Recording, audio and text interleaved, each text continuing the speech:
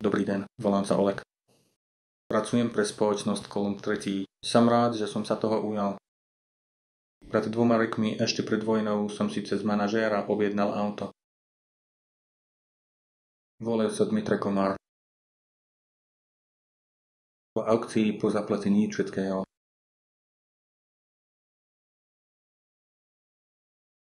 Všetko bolo tak, ako malo byť. Okamžite sa začali problémy s dokumentmi.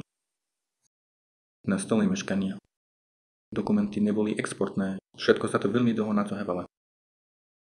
A potom prišlo celoplošné napadnutie. Vtedy manažér z Inčarika, renomovaný a známy človek, povedali, aké možnosti by nám mohli ponúknuť. Prvá bola predaj auta v Amerike. Druhá možnosť poslať ho do najbližších prístavov v Gruzínsku alebo Litve. Vybrali sme si Litvu. A potom sa spojenie úplne prerušilo.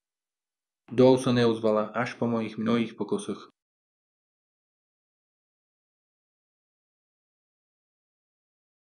Nakoniec sa ozvala a povedala, že áno, čoskoro, ale potom opäť zmizla. Až keď sme sa spojili cez všetky možné kanály. Písali sme riaditeľom, telefonovali sme. Povedala, že auto je v Litve, môžeme si ho vyzdvihnúť. Poplatky za skladovanie boli šialené, bol by to finančná samovražda, ale ja som povedal, že nech pošlem niekoho z Litvy. On by to tam vybaril.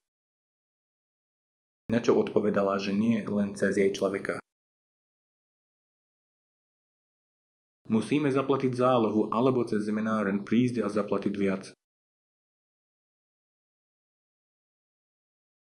Samozrejme, s tým som nesúhlasil a odvtedy sa stratila úplne.